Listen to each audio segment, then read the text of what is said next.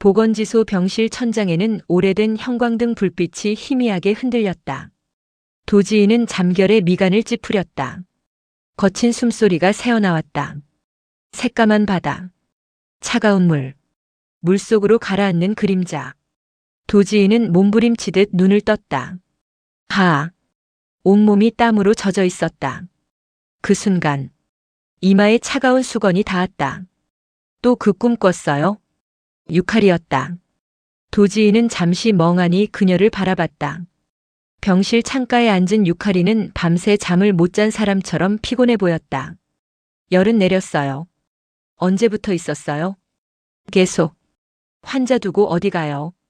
도지인은 얼른 시선을 돌렸다. 유칼이는 아무것도 모른다는 듯 약을 꺼냈다. 먹어요. 싫은데. 왜예요? 의사입니다. 환자예요. 말문이 막혔다. 유칼이는 승리한 사람처럼 웃었다. 그 모습을 본 도지이도 자신도 모르게 웃고 말았다. 그 무렵 편동도 마을회관. 박춘식은 주민들 앞에서 목소리를 높이고 있었다. 내가 말했지. 뭐를요? 이장수가 물었다. 그 여자 수상하다니까. 유칼이? 그래. 주민들 사이에서 수군거림이 퍼졌다. 도시병원에서 사고 쳤다던데.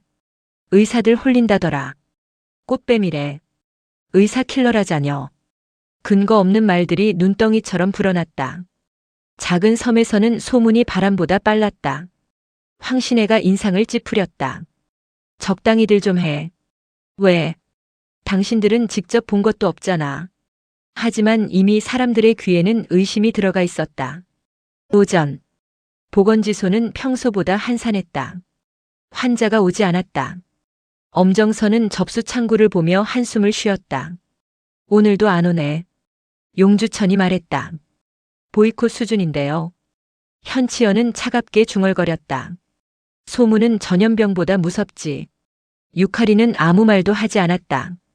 평소와 똑같이 웃고 있었다. 그러나 누구보다 조용했다. 그 모습이 오히려 더 안쓰러웠다. 점심 무렵 갑자기 마을 방송이 울렸다. 큰일 났어요. 한 주민이 뛰어들어왔다. 항구 식당에서 사람들이 쓰러져요. 순간 보건지소가 움직였다. 도지인은 아직 완전히 회복되지 않은 몸으로 침대에서 일어났다. 안 돼요.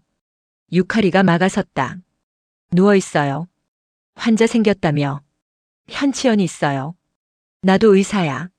결국 유칼이가 한숨을 쉬었다. 그럼 같이 가요. 항구 식당은 아수라장이었다. 주민 수십 명이 얼굴을 붉힌 채 쓰러져 있었다. 해산물 알레르기였다. 누군가 잘못 손질한 갑각류를 먹은 것이다. 도지인은 즉시 상황을 파악했다. 기도 부종 있는 사람부터. 현치연이 환자를 분류했다. 용주천은 주민들을 진정시켰다. 엄정선은 약품을 가져왔다. 유칼이는 도지의 곁을 지켰다. 보건지소 5인방이 정신없이 움직였다. 그 속에서 도지인은 놀랄 만큼 침착했다. 마치 대학병원 응급실에 있는 것처럼. 몇 시간 뒤 모든 상황이 정리됐다. 주민들도 조금씩 마음을 누그러뜨렸다. 그런데 현치연이 유칼이를 따로 불렀다. 잠깐 얘기 좀 해. 유칼이는 따라갔다. 멀리서 그 모습을 본 도지인은 괜히 신경이 쓰였다. 왜인지 모르게 방파제, 바닷바람이 불어왔다. 현치연은 한참 침묵하다 입을 열었다. 도지의 옆에 너무 가까이 가지 마. 유칼이가 눈을 깜빡였다. 왜요? 위험해. 누구한테? 너한테. 그 말은 치연 씨가 할 말은 아닌 것 같은데. 현치연은 씁쓸하게 웃었다.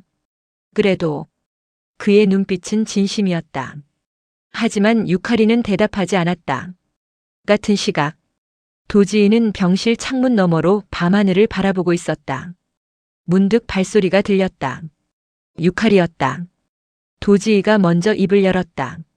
하나 물어봐도 돼? 뭔데요? 당신. 유칼이의 눈동자가 흔들렸다. 믿어도 돼? 그녀는 대답하지 못했다. 지금은 눈가가 붉어졌다. 그냥 믿어줘요. 그 말이 너무 슬퍼서 도지인은 더 이상 묻지 못했다. 며칠 뒤 도지인은 퇴원했다. 하지만 유카리는 여전히 그를 환자 취급했다. 무리하지 마요. 안 해. 거짓말. 아닌데. 지금도 무리 중이잖아요. 도지인은 어이없다는 표정을 지었다. 그 모습을 본 엄정선이 웃었다. 둘이 신혼부부 같네. 순간 둘 다 얼어붙었다. 용주천은 배를 잡고 웃기 시작했다. 진짜 그렇게 보이는데요? 유카리는 얼굴이 빨개졌다. 도지인은 괜히 물만 마셨다. 그날 밤 편동도 앞바다. 어선 한 척이 연락 두절됐다. 무전이 다급하게 울렸다. 배가 뒤집혔어요. 순간 모두가 굳었다. 태풍 이후 거칠어진 바다. 실종자 5명. 시간이 없었다. 도지인은 바다 쪽을 바라봤다. 심장이 무거워졌다. 숨이 막혔다. 하지만 그는 도망가지 않았다. 출발합시다. 구조선은 거친 파도를 헤치며 나아갔다. 밤바다는 검었다. 끝이 보이지 않았다. 도지인은 난간을 꽉 붙잡았다. 손이 떨렸다. 귀에서는 여전히 파도 소리가 울렸다. 하지만 그는 눈을 감지 않았다. 현치연이 옆에 섰다. 괜찮냐?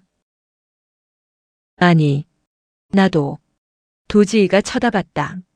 현치연이 피식 웃었다. 원래 무서운 건 무서운 거야.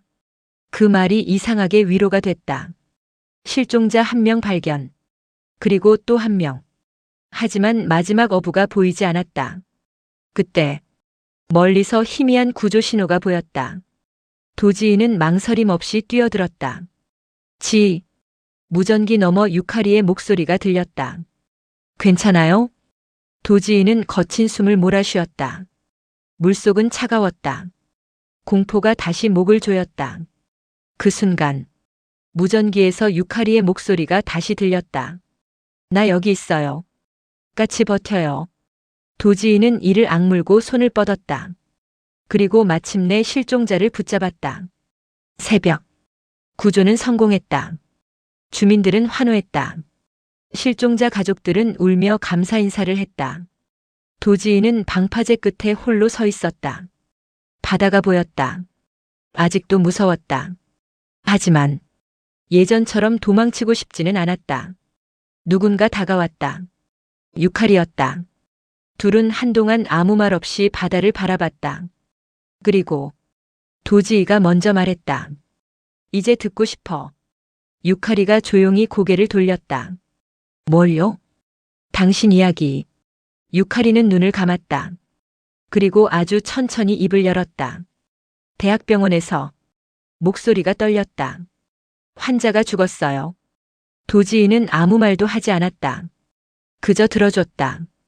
처음으로 유카리가 자신의 상처를 꺼내기 시작했다. 유카리는 밤새 잠을 이루지 못했다. 오랜 시간 숨겨왔던 과거를 처음으로 꺼내놓은 뒤였다. 오미자는 마당에서 말없이 마른 멸치를 다듬고 있었다. 유카리는 처마 밑에 앉아 바다를 바라봤다. 그때 오미자가 조용히 말했다. 그래도 조금은 가벼워졌지? 유카리는 대답하지 못했다. 그 사람한테 말했잖니? 혼자 들고 살기엔 너무 무거운 짐이었어. 유카리의 눈가가 붉어졌다. 할머니는 다 알아. 손녀 얼굴만 봐도 안다. 하지만 오미자의 표정은 어딘가 복잡했다. 마치 아직 말하지 못한 비밀이 남아있는 사람처럼. 그 시각. 보건지소. 도지인은 출근하자마자 박춘식의 고함 소리를 들어야 했다. 의사. 왜 또요? 내 혈압이 왜 높아? 이장님이니까요. 그게 무슨 말이여? 옆에서 이장수가 맞장구 쳤다. 그건 맞는 말 같긴 한디. 넌 빠져. 순식간에 싸움이 시작됐다. 용주천은 익숙하게 커피를 마셨다. 엄정선은 한숨을 내쉬었다. 아침 8시인데. 현치연은 무표정하게 서류를 넘겼다. 그날 오전. 보건지소에 낯선 차량 한 대가 들어왔다. 검은 승합차였다. 서울 번호판. 문이 열리자 정장을 입은 남자가 내렸다. 유카리의 얼굴이 굳었다. 남자는 그녀를 보자마자 다가왔다. 오랜만이네요. 찾기 힘들었습니다. 도지인은 멀리서 그 모습을 지켜봤다. 유카리의 표정은 창백했다. 늘 침착하던 사람이 아니었다. 남자는 짧게 말했다. 서울로 돌아오십시오. 순간 공기가 무거워졌다. 유카리는 단호하게 고개를 저었다. 싫어요. 아직도 도망치는 겁니까? 그 말에 그녀의 눈빛이 흔들렸다.